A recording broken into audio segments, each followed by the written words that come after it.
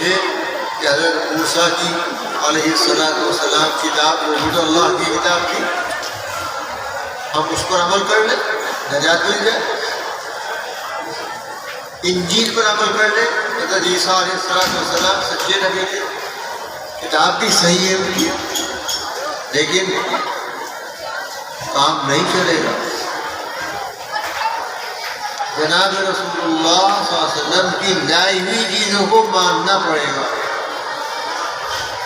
اس کو مانے بغیر کسی اور چیز کو اگر عمل میں لائیں، چاہے وہ اللہ ہی کی طرف سے آئی ہوئی ہو، آج وہ قابل قبول نہیں ہے۔ اس مضمون کو سمجھانے کے لیے جناب رسول اللہ صلی اللہ علیہ وسلم نے ایک مرتبہ یہ ارشاد فرمایا کہ لو کان موسیٰ حیا لما وسعہ الا اتباعی،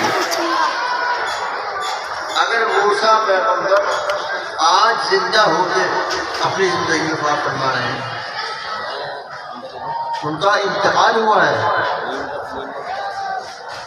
وادی سینا میں، ان کی قبر ہے، اور جو قبر میں چلا جاتا ہے وہ کوئی دنیا میں نہیں آیا۔ لیکن مان لو تھوڑی دیر کے لیے کہ اگر موسیٰ زندہ ہوتے تو ان کے واسطے بھی کوئی راستہ نہیں تھا علاوہ اس سے کہ میری پیروی کریں۔ حضور اقدس صلی اللہ علیہ وسلم یہ بات فرما رہے ہیں۔ تو قیامت تک اب یہی زمانہ ہے، کیونکہ زمانہ بدلتا ہے نئے نبی کے آنے سے، اور حضور اقدس صلی اللہ علیہ وسلم کو اللہ تعالیٰ نے آخری نبی بنایا۔ انبیاء بنانے کا سلسلہ شروع ہوا تھا حضرت آدم سے، سب سے پہلے انسان، سب سے پہلے نبی، اور یہ تعداد کتنی ہے صحیح بات تو اللہ جانتا ہے، لیکن ایک مشہور روایت کے مطابق 1,24,000 ایسے انسانوں کو اللہ تعالیٰ نے نبی بنایا۔ ایک چلا گیا، دوسرا آ گیا، وہ چلا گیا، تیسرا آ گیا۔ ایک خاندان میں الگ قبیلہ ہے، اس کا نبی الگ ہے، وہ قبیلہ الگ ہے، اس کا نبی الگ ہے۔ ایک وقت میں کئی نبی ہوا کرتے تھے، لیکن اللہ نے جب اس سلسلے کو بند کیا تو آخر میں جناب رسول اللہ صلی اللہ علیہ وسلم کو خاتم النبیین کی حیثیت سے مبعوث فرمایا۔ اب ہمیں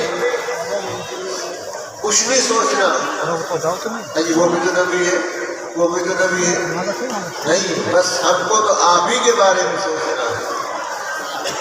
یہ کشمکش ہمارے اندر نہیں ہے اجی ہم تو ان کو مانتے تھے، ابھی نہیں کیوں مانے، نہیں، اب یہی ہے، قیامت تک انہیں کو مانتا ہے، ہمیں بھی اور ہمارے بعد والوں کو بھی۔ تو اللہ نے ایسے زمانے میں ہمیں اور آپ کو پیدا کیا، اللہ چاہتا کسی اور پیغمبر کی امت میں پیدا کر دیتا، ایمان والا بنا دیتا، ایمان پر ہم دنیا سے جاتے تو جنت تو پھر بھی مل جاتی، لیکن اللہ نے یہ فضل فرمایا، یہ احسان فرمایا کہ اس امت محمدیہ میں ہمیں پیدا کیا، اور صرف پیدا